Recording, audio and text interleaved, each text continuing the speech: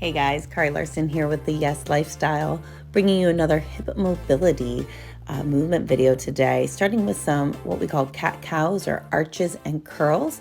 So you're flexing and extending your spine as you do this.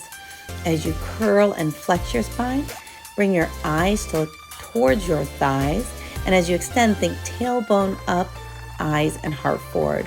So think tail feathers up, tailbone up, eyes and heart forward as you extend.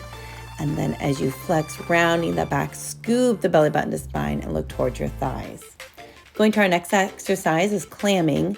Now you may have seen this exercise before, but I'm going to cue it differently. You notice I took my two fingers and put them on either side of my spine in my low back, close to the sacrum, at the top of the hips. If you squeeze your heels together, brace the core, draw your femur into the hip socket. As you do this movement, it should take effort. It shouldn't be easy to open those knees up and lower it back down. And you should feel pumping on either side of the low back, on either side of the spine. That's what you want to feel.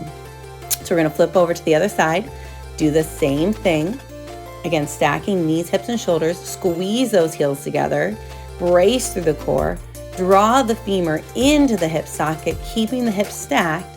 And again, if you want, you can take those two fingers of your hand, feel on either side of the low back of the spine, and you should feel a plumping in those muscles. And then you know you're doing this movement right. Everything is engaged and the movement is very intentional. Going up and down. We're going to transition here to a stretch that's called Pigeon.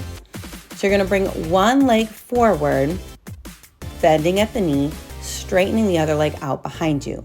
Now, it's easier to have that foot closer to your groin and to not have the hip square at the floor. If you move the foot further away from you, it's a deeper stretch, it's harder.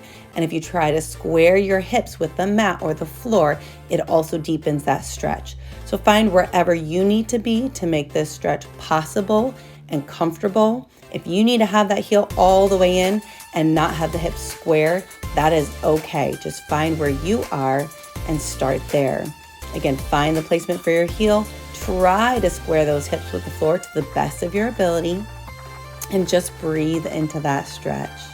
Nice big inhales and exhales, trying to visualize the muscles relaxing and releasing as you breathe. Right from here, we're going to transition. We're going to come up to kneeling. So coming up to kneeling, 1 foot forward, one leg back. We're going to go into a kneeling stretch with rotation. First, hinging back and forth, pressing those hips forward. Breathing into that. And then we're going to press forward, reach the same hand down as the leg that's in front of you, the other hand up towards the ceiling.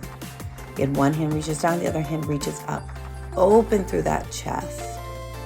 Think of pulling the shoulders back and pressing the hips forward. It's as if you're trying to get your body as narrow as possible so it would fit between two panes of glass, getting the pelvis and the shoulder girdle in line with each other. Here we switch to just the elbow inside of the knee. And I'm actually pressing against my knee with that elbow to help deepen that rotation. Good, again, one more like this. And then we're going to switch sides, so other leg forward. Again, start hinging back and forth. Pressing those hips forward. Time to stretch out and open up through the front of the hip. And then again, adding that rotation, reaching the inside hand down, other hand up towards the ceiling. Try to have your eyes look towards that top hand. It's also a little bit of a stability challenge. Again, pull those shoulders back, press the hips forward, really try to open up as you rotate. And you can exhale into that motion, into that rotation. Again, we're gonna keep the elbow bent. Press into the inside of that knee, trying to deepen that rotation and open up even more. Really constantly push those hips forward, pull the shoulders back as you rotate. Again, nicely done. We're going to go into a low lunge or a stretch called Spiderman. Here you're going to drop your one knee's forward, the other leg straightens back. Notice you can bring the hands to the inside of your foot or keep them one on either side of the foot. If you have trouble reaching, maybe you're not flexible enough, it will be easier to have both hands to the inside of your foot. And then switching, other foot forward. You can step into that transition. I'll show you a hop transition here soon as well. Again, think of driving that knee forward, the other heel driving back. Really trying to deepen that stretch. And there's that hop transition. You're pressing into your hands and springing off the feet, switching the legs, kind of like a scissor motion through the air. You can always step into that transition. There's no need to hop if you don't want to, whatever works for you. Then for our final stretch today, we're going to go into a kneeling hip flexor stretch. Tuck that tailbone under. So you press the hips forward, tuck the pelvis under, squeeze that glute of the leg that's behind you. If you want to deepen the stretch only, then bring that arm up and bend away from that side of the body, only if you want to deepen that stretch. Bringing that arm down, we switch legs, other leg forward, again hinging forward. Tuck that tailbone under, squeeze the glute of the leg that's behind you.